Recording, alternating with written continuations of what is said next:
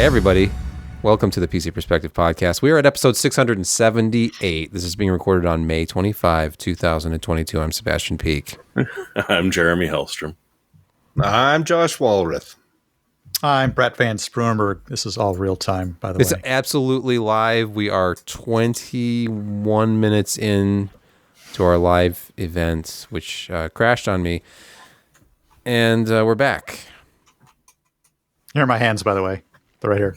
Yeah, thanks to the magic of video editing, you didn't see any of that. We want to thank our patrons. Go to patreon.com/PCPer if you want to help support the site, help support this show, podcast distribution, the PC Per Arts, if you will. And this week we want to thank Mercury and Ignatius J. Which sounds like a stage name to me, but Like apparently Tenacious it's actually, D? Yes, a little bit like Tenacious D, but I kind of like Ignatius J a little bit better. It's got kind of a more esoteric ring to it. Okay. There is no better stage name than Tenacious D. All right. I don't know, Ignatius J. Kind of like it. And Mercury. It's a good name too. Thanks. Thanks, you two. Appreciate it. We couldn't do it without you. And let's move on to Food with Josh, everyone's favorite segment. Laramie, Wyoming. Josh, you're live. Take it away. This wasn't the greatest picture I took, but sometimes you just need a cheeseburger. You need to just throw everything else out the window. Have a cheeseburger with 2 patties, lettuce, tomato, pickle, onion, a little bit of mustard, ketchup if you want. How come I call it ketchup? Is it ketchup? Ketchup. I don't care. You're from that part of the States, I guess. Yeah, well, something like that. But it just was a clean burger that was tasty. It had the crunch of the veggies, had the tang of the cheddar cheese, and the 2 locally sourced grass-fed beef patties. Sometimes you just want to actually taste the meat instead of all these other additions to it. And this was kind of the perfect way to do it. So go grab yourself a cheeseburger. Sometimes you just need it. If it has 2 patties, isn't it a double cheeseburger? Or It is a double cheeseburger. 2 pieces of cheese. Oh, okay. Were there 2 pieces of cheese on it as well, or just 2 pieces of meat? I didn't stop to count. just went into my mouth. And I have no idea. What's the problem with this smash burger thing where they always put 2 patties on it? Is that double has lost its meaning? It's hard to tell. I'm looking closely at this image, and it's somewhat mysterious. Yeah, you can see the separation. There's a little bit of a cheese sheet between the 2. It doesn't matter. He put it in his mouth hole. It's like a draped cheese sconce. Is it a cheese sconce? I don't know. Okay. I'm just happy. And it filled me up. Though the fries were, again, overdone. Too crunchy. Way too crunchy. Sorry to hear that. So they need to fix that. Computex is happening. Kind of a low-key Computex this year so far, but it didn't stop AMD from announcing, well, we already knew about these, but telling us more about the Ryzen 7000 series. Tell us more, Josh. Oh, you want me to tell you more? Yeah, no, we knew about the Zen 4 would be coming out this year, and they shared a lot more details about it than I was kind of expecting. I thought that it would be a later summer release that they would start talking about it, and no, they took this chance at Computex keynote to talk to us all about the Ryzen 7000 series. And these are based on TSMC 5 nanometer. It's, as they say, the world's first 5 nanometer PC processor core. Now, of course, Apple have beat them with the M1. I believe that's a 5 nanometer product as well. They've increased IPC by about 5%, they say, and then clock speeds are dramatically higher. So we're looking at 5.1 to 5.5 gigahertz all cores in a variety of applications. And so even in single thread stuff that they showed us, I mean, it still is a speedier product than the previous generation Zen 3, as well as the current 12 series Intel. This will follow previously with the 2 chips at the high end with the I/O chip on a single socket. The socket, of course, is, I think, a 1700 pin LGA.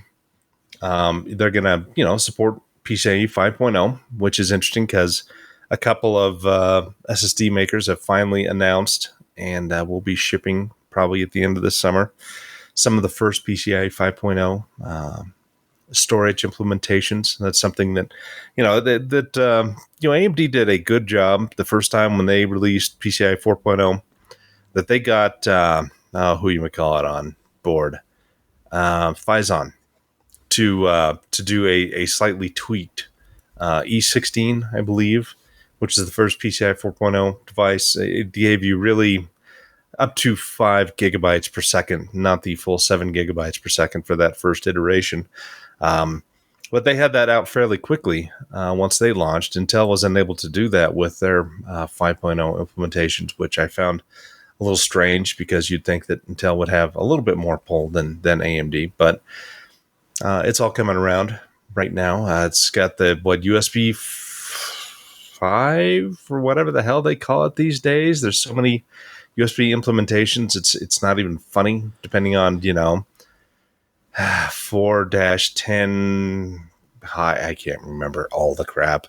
But the Southward chipset will come in 3 different flavors: a 670, and then the 670S, and then E. Why is my brain failing? Yeah, I had me. But the top end will be PCIe 5.0. Someone was showing off an implementation that there's going to be 2 of the chips on certain motherboards. Yeah, that 670. One. It's a chipset because it's more than one chip. There's 2. Yeah. How exciting is that? And so there's the option to have PCIe lanes galore by doing this. So I think there's 24 coming off of the CPU, and then you can expect pretty much that many off of each one of those stinking chipsets. So you have a bunch of M.2 slots. You've got a bunch of PCIe slots, and they're all going to be populated with this chipset. So that's going to be very, very interesting. Their power consumption may be a little bit higher. I guess some of the limitations of AM4 were that they just couldn't deliver enough juice to the cores to be able to, get them to boost all the time. And they're able to kind of get around that with, a combination of a, faster process technology as well as better power delivery. So we're going to see those faster clocks. We're going to see more power consumption, and we will see probably more heat production. But I don't know if it's going to reach the 220 watt level that Intel does with their unlocked boost, but I guess we'll see. They didn't talk about a whole much more. I mean, Mendocino, it's a new mobile chip. They talked a little bit about their enterprise stuff, but not a whole amount. But yeah, it was a nice welcome surprise as compared to NVIDIA's, which was, they talked a little bit about Grace and Hopper and stuff, but it was not the well-rounded and kind of fun and exciting release that AMD shared with their 7000 series and the accompanying chipsets and motherboards. Sebastian, you made a observation that you didn't see any mention of 3D V-cache anywhere. No. I thought that was interesting. There's no 3D V-cache in these new processors, or else they're keeping that from us right now, but they didn't talk about it at all. In fact, they didn't compare the new processor to their celebrated world's fastest gaming processor 5800X3D either. The one comparison where they talked about the IPC uplift, or didn't really call it IPC, they call it single-threaded uplift, was, I have the footnote here, testing as of May 5, AMD Performance Labs, single-thread performance evaluated with Cinebench R23, one thread. It was a Ryzen 9 5950X, which was running just 16 gigs of DDR4 3600 CL16, which isn't, it's good. It's just that AMD seeds out CAS 14 3600 kits, and yet they were only testing with C16 internally. And then their pre-production Ryzen 7000 unnamed processor sample had 32 gigs of DDR5 6000 CL30, which is actually quite low latency for 6000 megatransfers per second DDR5. So it seems like they made the gap as wide as possible by by not using the absolute fastest, lowest latency memory they could have with the 5950X, and by using some very quick DDR5. But I'm happy that the new system apparently accepts fast DDR5, no problem. But it's just why? Yeah, I mean, Why not AMD compare it has to the not always XVD? has not always had the best design choices when it comes to implementing new memory controllers. Sometimes it takes them a couple of revisions to get up there. So hopefully the 7000 series won't experience those kind of issues. And you can watch the entire keynote. I embedded it actually in our news post, but you can go to AMD's YouTube channel and watch AMD at Computex 2022 in all of its glory. It's available in 4K, and it looks stunning. NVIDIA announces their financial results for first quarter 2023. Of course, it's not 2023. It's just the way that NVIDIA has been reporting for years. I don't like it. But yeah, nobody does. But it had to do with their IPO and timing and reporting, and it was weird. But anyway, record quarterly revenue of $8.29 billion. That's a lot of money, up 46% from a year ago. So they have record revenue from data center, and data center has surpassed gaming for how much money they're making there. And I think that we're going to see that kind of continue because seemingly, can I say that a few more times? The world really needs more and more performance and more calculations, and we're dealing with AI and machine learning and all these other buzzwords, and storage is massive, and we've got large memory arrays that we can address, and all of these things are coming together that they're making more and more complex models and calculations and things that they're doing, and the world needs more flops, and NVIDIA is here to provide them, and they have the software stack that probably is really second to none in the world in terms of especially machine learning and AI, and any kind of GPU compute that you can throw at it. They've got software support, and they work directly with a lot of other software guys and engineers, and in fact they've seeded a ton of universities with their CUDA stuff and free cards, and they've recruited all kinds of professors in these groups. And so all the people being taught in the university level, they're familiar with these tools, and it's just going to get bigger and bigger for them. They're not as hot as next quarter. They think they're going to make around 8.1 billion, which of course is less than 8.29. And there's a couple of reasons for that. And I think you can look around and kind of see the softness in the PC market. You can see that demand for cryptocurrencies dropped to the floor. There are now as many video cards out there that you could want to buy. People are, of course, returning a lot of their scalp stuff to Best Buy and others as fast as they can. And so, if you want to buy a video card, you can go out and do that at either at MSRP, or we're starting to see sub MSRP. And there's much rejoicing from consumers, but of course that's going to hurt the share price of NVIDIA, and that's probably going to rub off on AMD and Intel as well, as they kind of see the market getting a little soft, and add in the China lockdowns and NVIDIA pulling out of Russia pretty much entirely. They're going to take a financial hit from those things. So 8.1 billion is still a lot of money, but we've seen essentially nonstop growth for the past 2.5, 3 years from this company, and we've certainly been spoiled. And people who have invested in them up to about 3 months ago have been quite happy with the returns, but those days are coming to an end.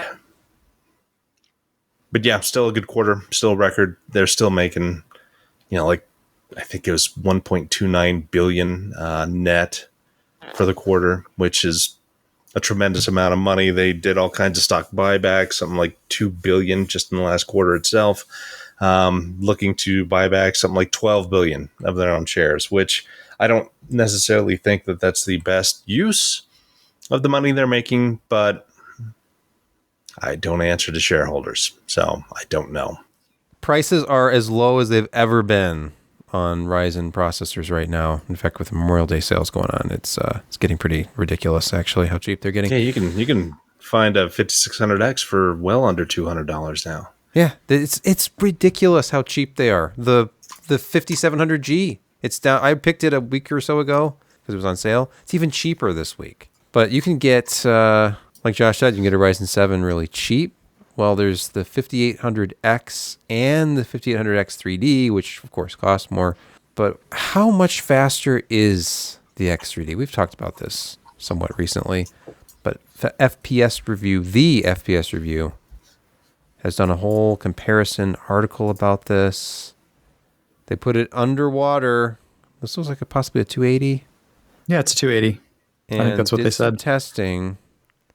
I think 280 is pretty much the sweet spot these days. Let's see. They had a 3080 Ti. Okay. I approve. Good GPU for testing. Some Trident Neo memory. This is the Cast 16 variant. 3600, of course. Everything looks good. Thankfully. Now, rebar Windows 11, disabled might be a bit controversial for some. That is. I mean, now that NVIDIA supports it, yes, that is definitely an argument that it should. But then again, AMD came up with it, NVIDIA adopted it, so by taking it out, you're evening the field, not in a very I mean, if it's off for way. both, I have noticed that in some cases it does reduce performance for some reason. Yeah, and you're doing graphic well, performance it with does it CPU. on. That happens more on NVIDIA parts when it will actually decrease. Right. I mean, And it they're testing wasn't. with an I mean, NVIDIA yeah, GPU. AMD really. I think they have a beefier implementation of the resizable bar. Absolutely. Yeah, even though I would still run it, I guess. But their choice, whatever. Yeah. At least they announced it. Here is a look at just overall system performance. The PC Mark 10 is a little bit faster with the X over the X3D. Remember, the X3D has a lower clock. So anything that is clock dependent more than cache dependent, you're going to get faster performance with the non 3D Vcache variant. And here's 3D Mark. Geekbench. Oh, Geekbench 5 gives the edge to the X3D. Benchmark I no longer use. Passmark, it's pretty much a wash there. What about gaming? Now, we know that the bread and butter... Oh, wait, no more synthetic benchmarks. We know that the bread and butter of the X3D has got to be gaming. And here's rendering performance. I mean, all right, so And running... well, no, not running Cinebench. everyone's favorite benchmark, Cinebench, and of course, again, the non-3D is faster because it has higher clocks. Here we go. X3D faster in dying light. Oh, at is it? 1080. Just look at the numbers, though. It's so barely faster. 1 FPS faster. It's less than 1 it's FPS margin of faster error. at 1440. Yeah. And then Cyberpunk, it's Margin of error. 4 FPS faster at 1080. Okay. If you test games at 720 low, you will see huge deltas. You pulled off just before it got interesting. Oh, yeah. Here's Far Cry 6. Far Cry 6, big jump with the X3D. It loves all that extra cache. Yeah. 120 FPS with the 5800X. That's pretty good. No, 154 with the X3D with the same graphics card. That's good. Yeah, and even at 1440, you see a nice one. They do flight sim as well. Oh, okay. Yeah, that's big. 10 Yeah, and- FPS. Even at 4K, which is interesting. Okay, why is their performance lower at 1080 than it was at 1440? Because Flight Sim 2020 is really hard to benchmark accurately. Okay. There's no canned benchmark or anything, so they're just flying around. Could be variants in the runs. Nope, they're flying around, and there's going to be variants in cloud cover and Okay. shading and other stuff. And yeah, Stuff we already knew kind of about these processors. I think the big question is, how much are you paying for them and what are your needs? I would get a 5800X and save my money. Save it up for a better graphics card. Yeah. because it's now $330 or so on sale for a 5800X, nearly the price of MSRP 5600X. Ooh, look at that. There's a $5 promo code on top of this, so it's $304 right now with free shipping on Newegg for a 5800X. Micro Center $299. Oh, There'll be- Micro Center's cheaper. There's your Of low course. bar. But if you don't live within low driving bar. distance of Micro Center at current gas prices, I would rather pay the extra $4. You're almost not wrong. I'll give you 'cause that. It's $5 just to get a gallon of gas in my tank right now. You're right about that. What is our next topic? Oh, wait, Windows 11 Android? Oh, well. Yeah. Yeah, Hold on. true. It That's wasn't kind of- enough to absorb right. Chromium. They're going Yeah. full out Android too, because everyone freaking hates Windows 11. Or I mean, it's a wonderful beta test. That you have to It's pay a for. beautiful Oh, wait, looking this isn't helping, is operating it? system. There It's is got a rounded- reason why we continue to test on Windows 10. Yeah, I don't think inconsistencies with performance on different platforms is necessarily a good thing from your operating system of choice, but it does have really Anyway. colorful looking icons for the folders. There's a richness to that I think is even better on a HDR capable display. Just have to say. Is it even better than iOS? I don't know, because by adopting that centered taskbar look to emulate the dock in their desperate attempt to look like Mac OS for some reason, which just lowers the convenience significantly. You know why the dock works? Because there's a menu bar up top that never moves that has your main options starting in the left They side. constantly change and lie, and it's upsetting. So, Well, I'm sorry. Sam Walton was the guy who he would change his company around once every 2 years just to get people used to change. So Microsoft's doing the same thing to us. Wait, are you saying that is that Windows is the Walmart Yeah, but Sam of Walton operating didn't system? specifically make dumb choices. Well, I mean, the fact that Microsoft has gone from a company that used to get, antitrust lawsuits against it from their own baked-in web browser to stealing Credge to make their own web browser, and now they've integrated Windows subsystem for Android right into this new Windows 11, and they've done some updates. So if you do like playing with it, your Android apps will now appear on the taskbar more or less reliably. They will let you know if the microphone or camera are actually being in use by an Android app, and in theory, should also now be able to access other Android devices on your network. So if you were kind of hoping to build your own IoT kind of crap, in theory, that Windows 11 machine should be able to communicate with them, well, at least more reliably than it used to. I just find Microsoft's adoption of Linux, Android, and Chromium just continually baffle me. I'm so confused. I don't know if it's good or bad. It has to be bad because it's Microsoft. So there's something nefarious afoot here. Probably true. Without a doubt. You can run Android apps like, Facebook and Instagram and let them track you across everything you do. Multi-platform integration. Mm-hmm. Single sign-on. Jeremy's got a big mug of beer, and he's happy. Let's pause here for a word from our first podcast sponsor this week.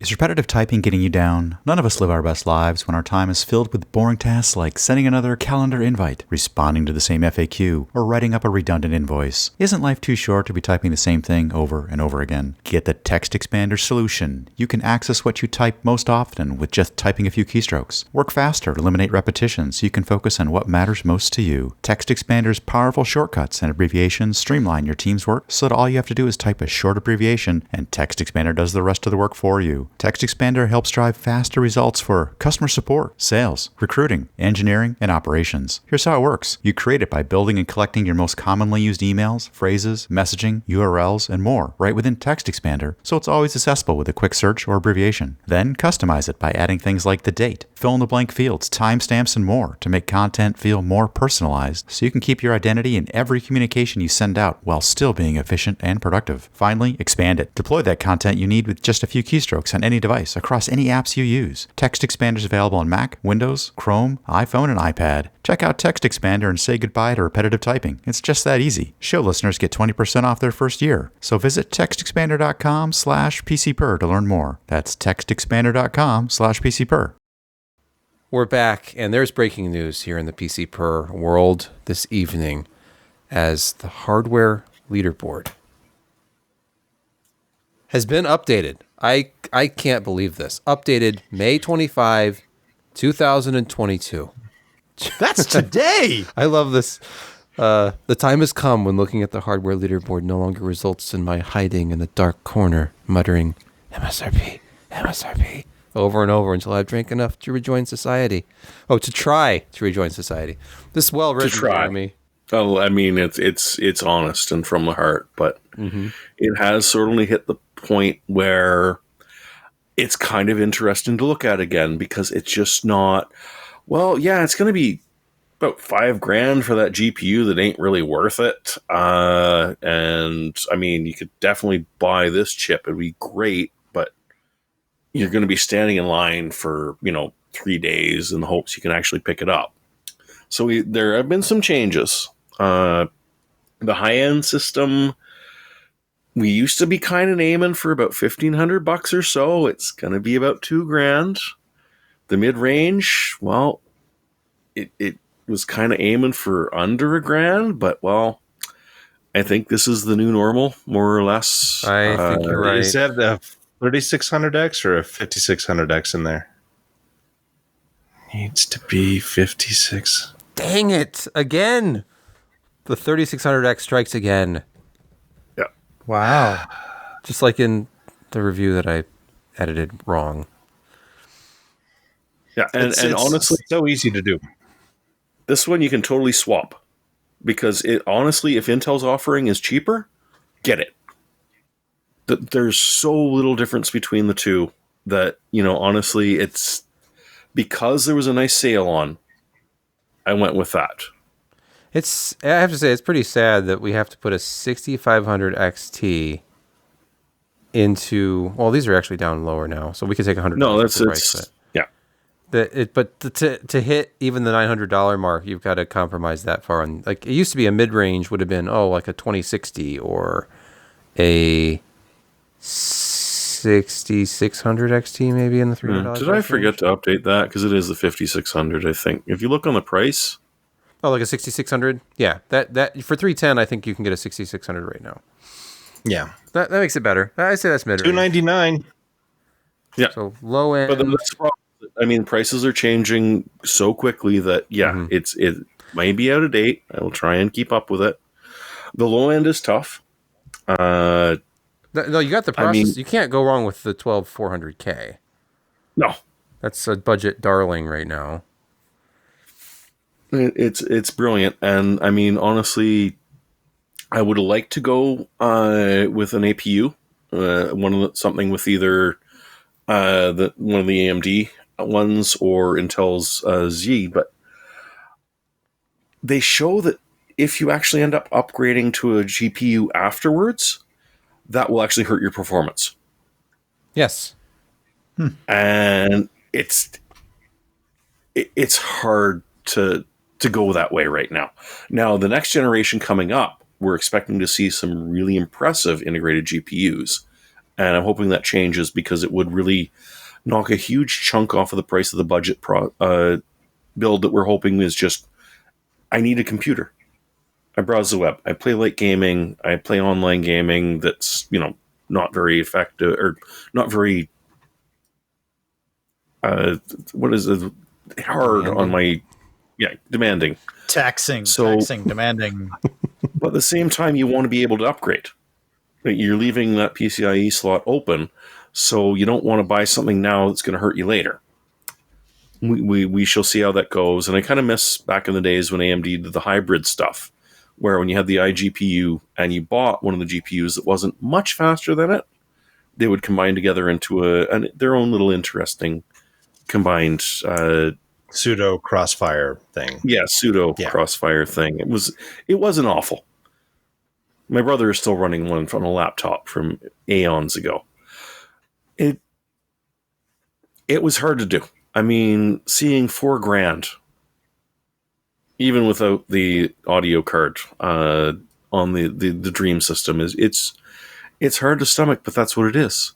There's so little advantage to the Ti over the regular 3090. But there is. Okay. It's not very big, though. It's small. It's a dream machine, so I mean, I get it. And really, if you're talking cost no object, put in the top end part for everything, you're under $4,000. So that was unthinkable last year because the sky was the limit on any and all GPUs. So, well, you could pay that for a 1060 at some point. SK Hynix. We talked about their Platinum P41 SSD. That's their first PCIe 4.0 SSD option back at CES. But now, as of May 20, they're for sale. They're on Amazon. You can get one for as little as $104.99. Finally. And these have a proprietary in-house controller called Aries. I don't know who's... Interesting. Are they making it? Are they licensing it? I'm curious about this. 176-layer NAND.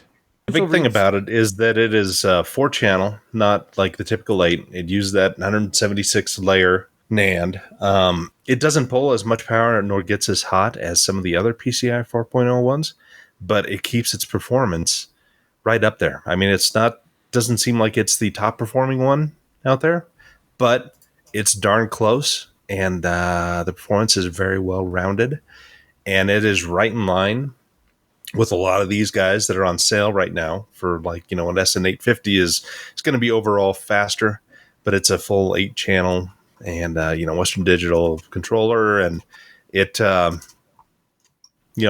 does heat up quicker than the P41. So if you've got just, a basic motherboard M.2 with a, kind of regular cover, it's going to be perfectly fine in terms of throttling. A lot of the tests have had people just put fans that have good, ventilation around that slot and just bare, and it rarely ever throttles the performance. Now, of course, once you get out of the cache, it does slow down to below 2 terabytes per second. Wait, 2 gigabyte. I'm sorry, 2 gigabyte per second of writes. Yeah, no. And so it again, once that cache is exhausted in writes, it still does pretty quick as compared to, again, the other ones out there, but you're not going to achieve the same 6,500, writes that you do with the faster MLC cache that they push aside for all of that. But yeah, that looks like it's a fantastic part for the price and doesn't get as hot as other PCIe 4.0 solutions. And Aries is an enhancement of the P31 controller. I don't think it's totally brand new, but they've done enough to get the performance up there without breaking the bank thermally. Based on the price and the performance, I was thinking it was going to be an Innogrit controller like we've seen with Acer Predator, with Mushkin Redline Vortex, with the HP FX900 Pro. There's a Viper SSD I'm working on reviewing right now, but the 4300, I think, also has this Innogrit controller in it. But apparently the Aries is something different. I don't know why I put this in there. It just seemed like I don't know. All right. That's why I put it. It wouldn't be Computex without another delightful RGB product. This is we've heard about the Lian Li. Is it Strimer or Streamer? Why is it spelled this way? I want to say Strimer, but it's got to be Streamer. Why does it exist? Because RGB is awesome, Jeremy. Well, look at my subtitle. Come on. I mean, I had to post it. Thought you could get away from RGBs? No, you're a fool if you think you can. The stealth build is a myth. Not really, but I mean, if you're using these, it is. Is your PC? Could you build a silent PC with this? Could it really be called silent if it's this gaudy? It's too visually loud. Yeah. Yeah. Gamers are streaming now. Be seen and not heard. How do you review this, by the way? Like, it didn't melt. Apparently if you put all of the wires on 100% brightness so they're pure white, it might. There is a suggestion you don't do that. Warm, huh? From the PR company, although the manual's apparently still not online, so we don't know for sure or not if this is true. I like Lian, but I don't want another control box in my system. But this is for your ATX 24 pin. Just for the 24 pin. The 24 pin. you do need a little bit of power being fed to be able to do the RGBs. You don't want to leech that off of your system power now, do you? Why not? Because that would be too convenient. Yeah, so it'll use up one of your SATA plugs, and you got a half dozen, so what are you going to do with them? Wait, so do you actually feed... I don't really understand how this product works. Does it just... You can either feed it to an ARGB header on your motherboard, or you can feed it in, and then you've got software control, as well as it's being separately controlled. Okay, so these are actually the cables now. These are extensions. These are the PCIe ones, because it's not. So just it's not a product that fits 24 pin. over the cable. It is actually the cable itself. Yeah, because you run all your cables behind. It's got an adapter to plug them in, and then you run them the rest of the way. I see. So it's just extensions. Okay. So you can Can we get the power draw to reflect a change in the coloring, or the speed or something as the power draw goes up? Okay, so I had to post this because I knew that people would love it. I didn't actually look that into it. The value of these seems a little questionable because you have to pay $70 for your 24-pin extension cable. And then an 8-pin runs you $50, or a triple 8-pin is only $60. Yes. That's a much better value. There are 3 6.6 plus 2s on a single cable that they've done. Yes. And then I will also bring up upgrade kit, $20. So the controller upgrade kit might let you actually run both PCIe with lighting. Because as it is, there are 2 adapters to let you run and control the PCIe power cables and make them bright, but you can only actually run one at a time. You can do slider 1 or slider 2, but you can't do both. I don't understand, but I know people like it. So apparently, because Tech Power Up, they give it the Editor's Choice, they give it their Innovation Award, and they said, considering the cost of these, Lian Li has priced them such that it doesn't break the bank while not making them a steal either. Editor's Choice. Apparently, that's the key. Make it enough money that it doesn't look like it's cheap. I mean, you got to raise the prestige of the product a little bit, but don't make it too expensive because that would just be ridiculous. Extension cables for $100? No, $69.99. They're brilliant. Best in show. All right, let's move on. The Framework laptop is actually upgradable after all, because that's the entire point of the Framework laptop. Was that it was supposed to be modular? Did they mention that the whole CPU is upgradable, not just the mechanics style add-ins and XIO ports? Well, I mean, if you're jumping generation to generation, you're going to need a whole new platform, though. So you have to replace the whole board, right? How about $1,050 for a brand new i5 and motherboard, which you can install yourself? That seems like a lot, because I could buy a whole new laptop for that. Oh, wait, sorry, that's a whole new laptop. You're right. Okay. If you want an upgrade, how about $500? Oh, that's better. Oh, okay. So for $500, you can pop out the original motherboard and processor and cooling system that were in there. Okay. Toss it in the garbage, because that's what we do, I guess, and install a brand new one. Honestly, even like if you're going for the top of the line, which they're doing the i7 2080p, it's just over $1,000. Okay. So it's not cheap, but then again, how much would a brand new laptop with that be in there? Now, one thing that I did notice about this is that in each of the prices, they're offering a brand new designed cover. They're calling the kit. And they're usually charging about $70 or $80 for it. And I suspect that what that means is that if you want the newly designed cover, everything's going to go in just perfectly and the thermals will still be fine. If you stick with the old one, you might want to look at modding your own or putting in some blowholes or 3D printing something. But overall, I mean, just the ability to grab a laptop, rip out the motherboard and CPU, put in a brand new one for slightly above retail, because we're guessing on retail prices off of trays of mobile CPUs here. It's not awful. I'm still not despising these guys. I still think it's a good idea for people who like to play with their own hardware in a laptop. Yeah, I mean, looking at this thing, it looks just. I mean, it's like every other laptop. They look like MacBook Pro or MacBook Air clones. They have to be silver. They have to have a black chiclet keyboard. That's fine. At least it has the taller aspect ratio screen. It looks like 1610. But Yay. if you look at this and then compare it to, say, like a Dell Inspiron 2-in-1, they look the same. And those are going to have the same specs, IPS screen, if it's because it's a touchscreen version, it's 2-in-1. Well, is it a Dell or an Acer or an MSI? Or I know. It could be sure any which of one it those. is? My point is, if you get a bog standard laptop like one of those from a major vendor, down the road, if you wanted to swap out the board for the upgraded model, you could go out there on eBay or somewhere and find the board, and it's the same chassis. You can do a swap.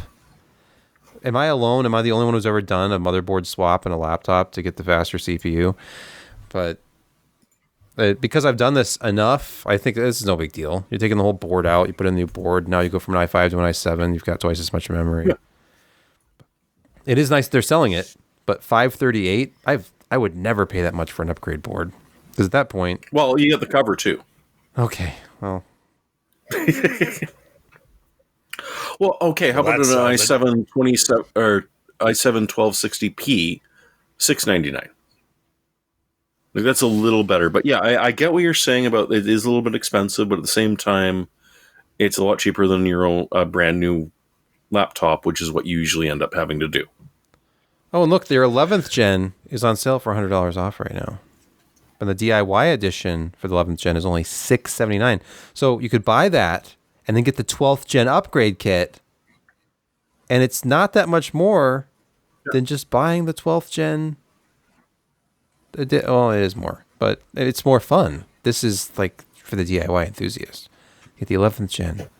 Yeah, and the DIY doesn't come with any memory or storage, but that's also good. Yes, because and then you upgrade it and you get that new panel, and then you sell the 11th gen board, and now you've broken even. But it's also not available. It's out of stock. So Yeah, did you notice that it's selling because it's out of stock? It is. They made 100 of them, and they're all gone. You're very pessimistic. I am. Let's pause here for a word from our second podcast sponsor this week. Hey, have you heard of Kolide yet? Kolide sends employees important, timely, and relevant security recommendations for their Linux, Mac, and Windows devices right inside Slack. And if you're like many organizations, you know you can reach your employees on Slack. Kolide is perfect for organizations that care deeply about compliance and security, but don't want to get there by locking down devices to the point of unusability. Instead of frustrating your employees, Kolide educates them about security and device management while directing them to fix important problems. Visit kolide.com/PCPer to check this out and sign up today. That's KOLIDE.com/PCPer. Use your email and get a free Kolide gift bundle after trial activation. At Kolide, they know the end users are IT admins' most significant untapped resources, and they are key to solving the most challenging security issues, which include developers setting passphrases on unencrypted SSH keys, finding those plain text two-factor backup codes, and teaching end users how to store them securely, and convincing employees to uninstall those evil browser extensions that may sell their browser history. Those are just some of the many use cases not solved by simply locking down a device. You can try Kolide with all of its features on an unlimited number of devices, free for 14 days with no credit card required. Try it out now at kolide.com/PCPer. That's KOLIDE.com/PCPer. It's time for our gaming quick hits, the part of the show where we look at random Steam or GOG or Humble bundles or, well, rock, paper, shotgun articles, certainly. Hardspace Shipbreaker. A wonderful social commentary on the importance of unions so that you don't get abducted up into outer space to try and help pay off your debt and be charged for every little bit of food, water, and oxygen you use, not to mention the fuel and the rental and the equipment to keep you alive as you tear apart spaceships. On the other hand, tearing apart spaceships is very cathartic and a hell of a lot of fun. I got the early access one 2 years ago when it came out. I honestly haven't played it in over a year or so. There's now an entire story to it that as you're tearing apart the spaceships, which is a lot of fun. if you played Dead Space, it's sort of one of the tools is like one of the cutters he had, and you're just cutting it apart. But it's rather upsetting when you think that a cabin was unpressurized and you cut into it and realize that as you're propelled at an immense amount of speed backwards, that no, it wasn't quite unpressurized, and it's quite upset at you. Or the fusion reactor that you were pretty sure that you'd powered down, yeah, it wasn't quite as powered down as you thought when you cut it out. So it's a bit of a puzzle game, but it's also throwing stuff around, and there's a whole story to it, and honestly, just the whole fun of tearing apart spaceships and reading the logs that are in them and everything. It's stupid fun. I think it's free on Game Pass from what someone said. It's also 25% off on Steam right now. I kind of recommend it. I've enjoyed the time, and I'm looking forward to going back to it. I need to find out if HOTAS works on it, because it would be much more fun with my joystick. You've got a very short amount of time to do your shift in a day, but at the same time, it's not, everything's coming at you all at once. It's just, no, you're looking at stuff. No, I'll trim this off, and I'll snip this off, and I'll do this, and wait a second, I'll go over there. Yeah, it's not bad. I kind of like it. Next up, Hackaday. One coder is porting Portal to the N64. It's getting some love now. People kind of like that very primitive, polygonal 3D look, I guess, of the N64 again. I think it's just an age thing. Maybe people who grew up with the N64 are old enough now to be nostalgic about it. Star Fox, GoldenEye. That's all I remember. Mario 64, Zelda Ocarina of Time. No. Final Fantasy four, Tactics. No, that was not on N64, but Ogre Battle 64 was. Oh yes, Ogre Battle 64. Tell us more about Portal on N64. Here it is in action. If I can go full screen. No? No? All right, well, this story is going nowhere. Nowhere.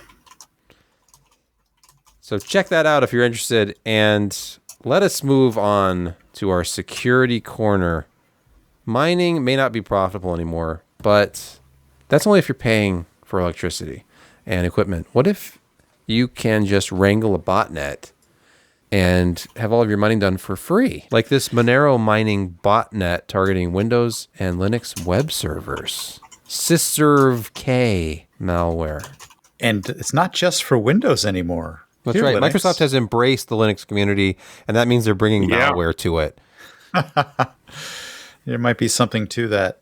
But yeah, the botnet is not dead, and it's not just for desktops either. You know what? Here's a nice fat botnet for the servers out there. Linux obviously not immune. Backdoors and WordPress plugins are delivering Linux platforms everywhere to this Monero mining malware, more like a worm in a system takeover. The interesting thing about some of the background on whoever is behind this is that they're continuing to evolve it and trying out new approaches and refining their techniques and looking for additional bugs. And yeah, they're really kind of very busy at making sure they've got the best possible worm and malware to make sure that your server's not left out. If there's a crack in your software, they're hoping to find it. And they're actively, when they get into a system, they're exploiting it to look for other local systems. They're pulling IP addresses, they're pulling SSH keys, they're pulling MySQL credentials, and they're attacking databases, and they're taking over machines and locking legitimate system admins out. It's really a piece of sophisticated software, and I hate. Does it leverage the power of the blockchain? You know what? I think they have left that out in sort of, the most obvious way to say that that's clearly an important feature to have. Right. But it is a mining. You want to keep botnet. Detailed logs of everything you do, I guess, when you're running a botnet. So, Well, they do, and they post them to Telegraph. No, that's right. Yeah, you want to brag about it when you're in the midst of access. Yeah, well, Telegraph is a place to brag about things. Oh, okay. Well, you might not want to. the way the article is written, it's written in almost a glowing admiralty. Nice. There's They're a real like admiration sort of way. It's like they're looking for several ways to update their functions until they reach a satisfying result. This is really sophisticated. They're going places with this. Yes. Plus, we really appreciate how inclusive they are with their ability to allow Linux users and Windows users to be affected by this bot. I'll read the last line. You're getting the snark. Some exploits were used in only 1 or 2 samples, while others proved useful and stuck around. It's like a real virus. It's adapting to the host, and it's being less intrusive, and we want to coexist. We want to steal your hardware resources for mining. You want to use your PC. Let's work. Let's work together. Well, I mean, these are 90% of your servers. system resources. These are servers, so they're setting up chat relays and big corporate America. Who cares? They can afford it. They're just making sure that you've got a constant load on your server the entire day. So it's called load balancing. Let me just back the bus. Let me just back the bus up on the whole corporate thing. Yeah, briefly, because think about how many IoT devices out there that are essentially Linux boxes that are potentially unpatched, that are exploitable. Yes, exploitable. Yes. And there's your problem. Well, not as many as you think. Most of them have already been exploited. Can this exploit run on a previously exploited system? That's what? I guarantee you these guys. No, these guys are pushing out the old infection and putting in the new one from the sounds of it. Yeah, but so think about this for a second. Do you think about this for a second? What if the IoTs are being exploited by malwares and worms and then have to set themselves up we need a firewall so that we don't get re-exploited. So they're actually protecting themselves from being exploited, fixing the IoT so they're the only exploit on the box. So essentially you're kind of talking about your gut bacteria. Your good I was going to go with herpes, but yeah, okay. Yeah. I'm impressed by this. Twitter apparently has been using two-factor authentication for targeted ads. Great. Security is not just on you.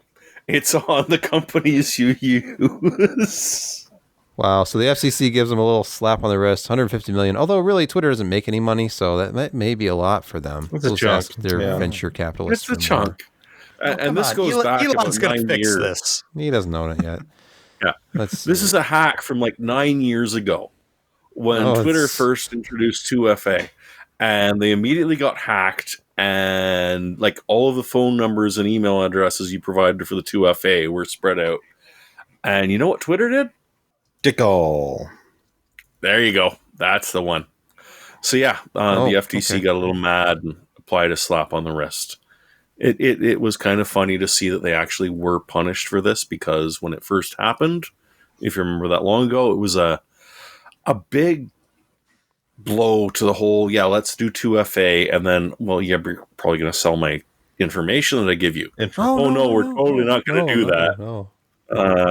Mind you, if we get hacked and people find out, we don't have to tell you. So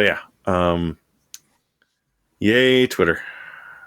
If you're subscribed to our YouTube channel, you would have received a notification last night, not for the upcoming podcasts, but for a video review. Yes, there is a new video review live. Josh Tech presents the Merc. It is for the FX Speedster Merc 319 AMD Radeon RX 6800 XT. A very long-term review. I thought that said longboard edition. Leet. It's Leet.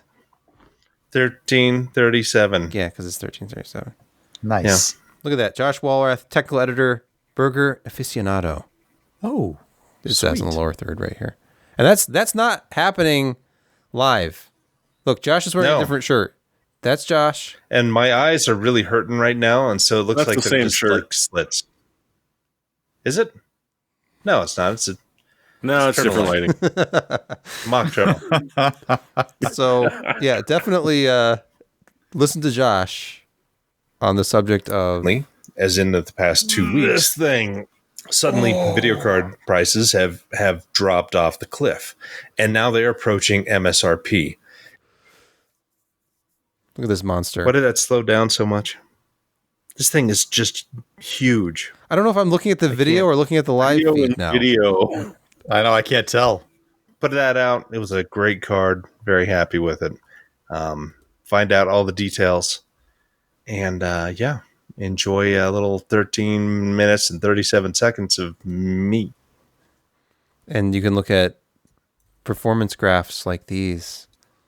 They're excellent performance graphs. Look at the time spy results. Oh, such nice scaling. Look at the That was a lot of cards to test. Yeah, and a lot of freaking tests too for me to make charts for.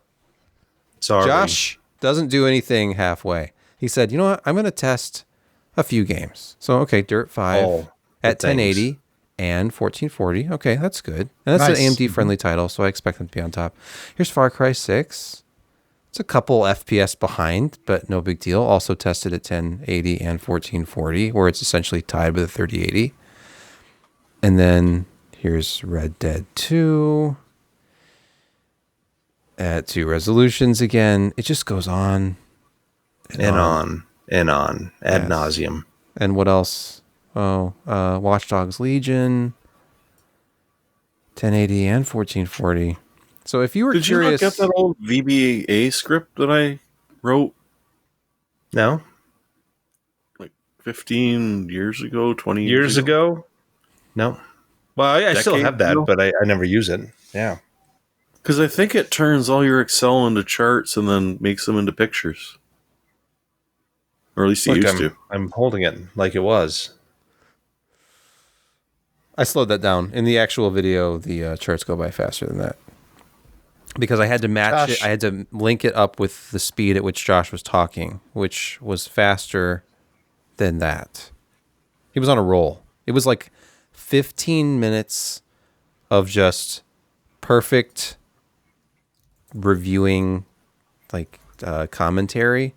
The one thing that I struggle with when I make a video, I'll like do all the shots and edit them all together and stuff, and then I record the voiceover and I suck at it. And I just do 100 takes, and I don't like any of them. And Josh, just one take, 15 minutes, and then I like edited it down to like 13 and a half. And we were done. I should have done extemporaneous speaking in my previous life. You're good at it. Thank you.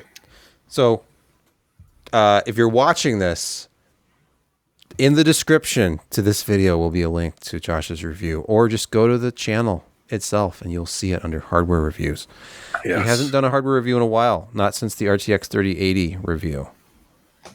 And he's back. Hoping to do a RTX 3060 from Asus that, again, recently went under $500. So nice. We can kind of look what a more mainstream, I guess, considered now.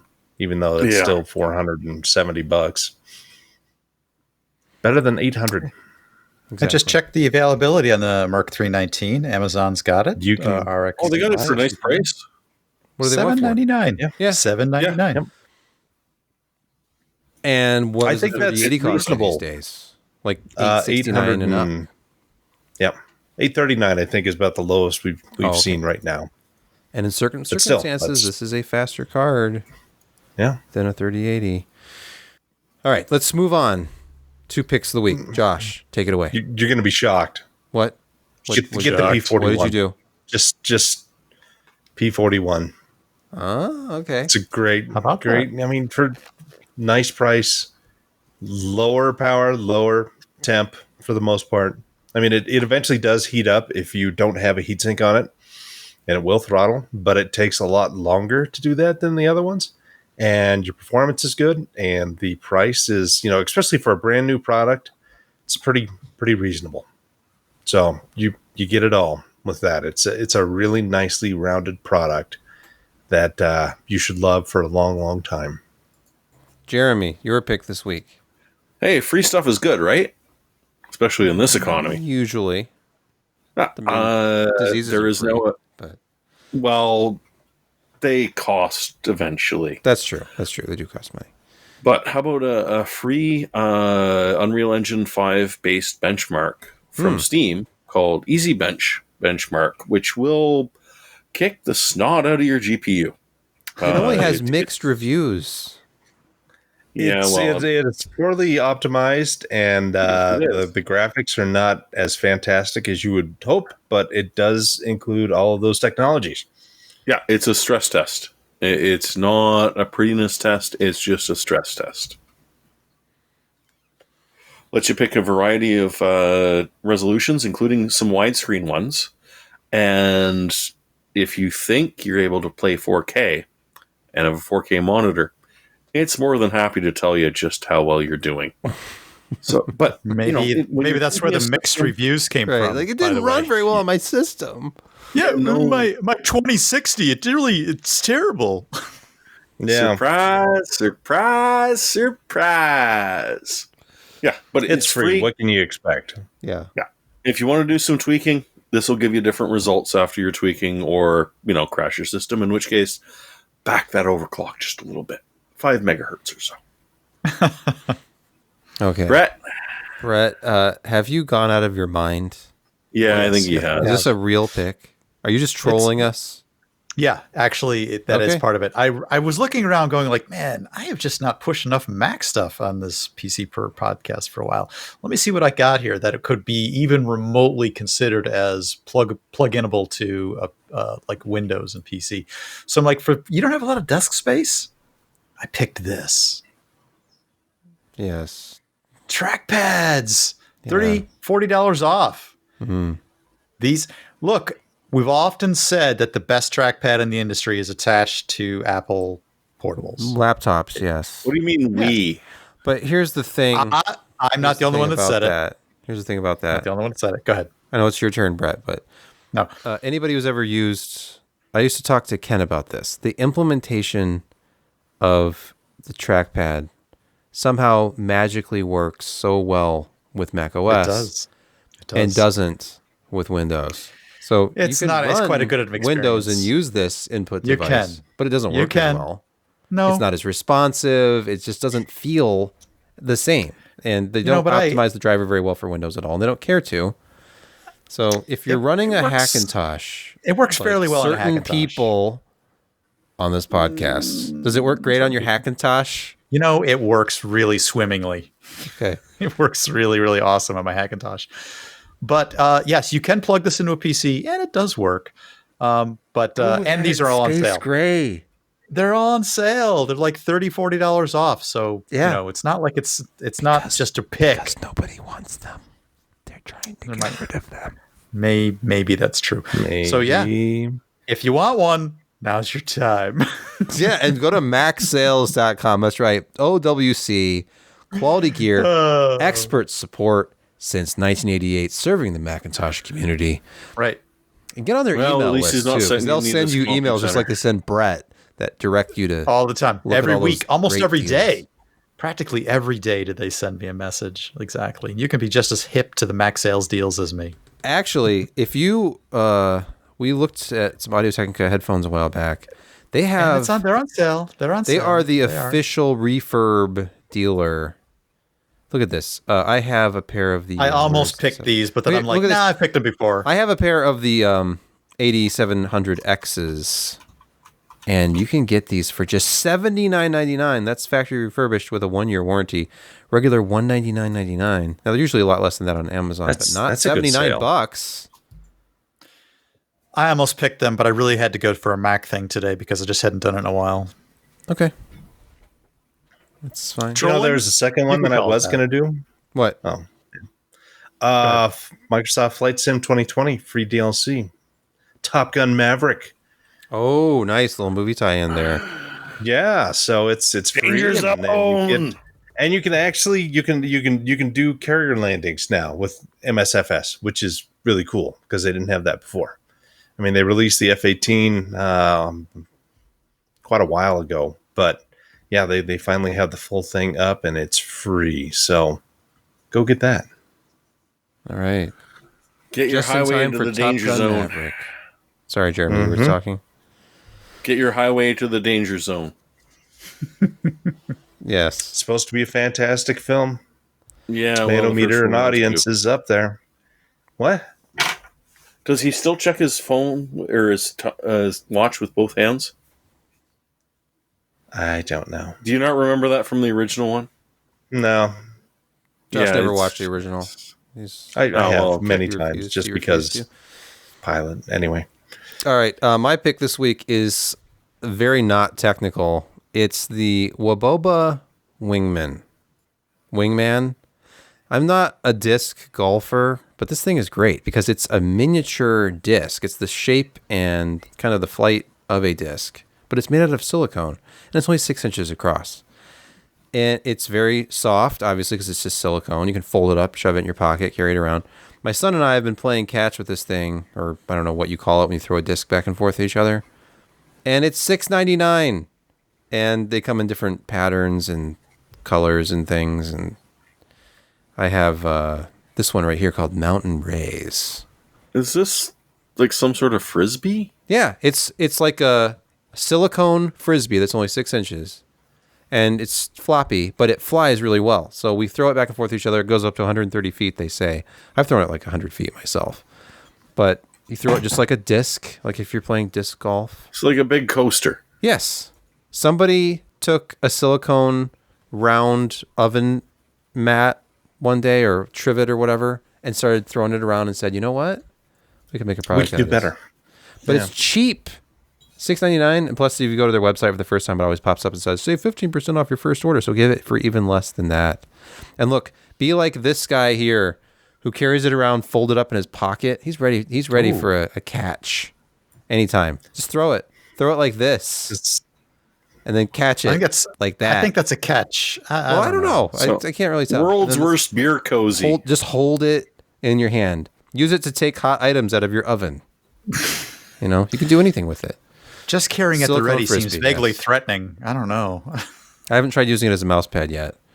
And after you've used this for a little while, picking up the regular frisbee, like, what is this thing? It's too big. It's heavy. It kind of Feels hurts my weird. hand when I catch it. You can have delicate hands. how are your fingers, by the way? They were getting Are you better. healed up? Finger update. Viewers of the podcast probably don't know this because it happened in between shows, but I closed my hand in an antique garage door last week, and I don't know if you can see this or not, but the two middle fingers here are somewhat bruised. That's all. Yeah, you still got a little blood in there. But that's all. Nothing was broken, and I didn't go to the emergency room or anything. It's one of those where instead of being metal, it's wood. It's solid wood, and then there are glass windows in it. And as it folds up, it's got like the sections, and they have hinges on them. So I was grabbing the handle, which is conveniently located right next to one of these seams.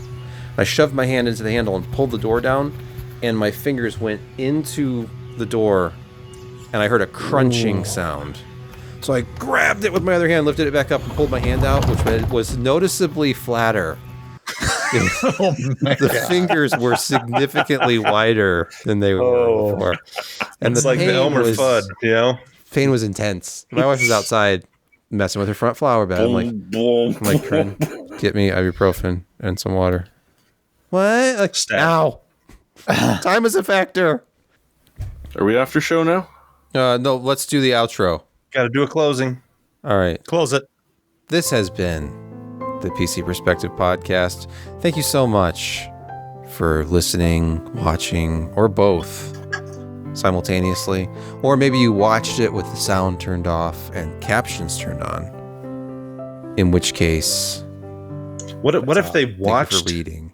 the video, but they listened to the streamed podcast? Oh yeah, from what if Apple? what if you Wow. like sometimes if I'm watching a baseball game, It's I kind of don't like do that watching TV. Wizard of Oz with the Pink Floyd Dark Side of the Moon. Except, Oh, okay. not really. Well, thought you meant, like, more. Oh. what if instead of watching got the it video deeper. Nail with that. sound, you synced Nice. up the podcast audio with the video?